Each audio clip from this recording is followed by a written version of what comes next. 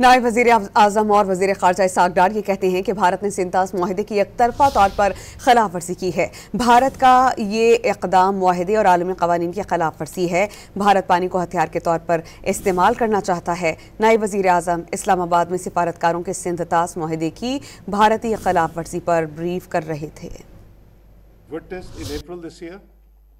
India's unilateral abeyance of the Indus Water Treaty in gross contravention of international law, especially Article 26 of the Vienna Convention on the Law of Treaties, is material breaches by India that strike at the heart of Indus Water Treaty.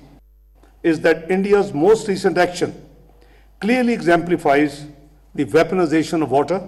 The international community must take notice of India's continued disregard of a bilateral treaty and counsel India to act responsibly in accordance with international law and established norms.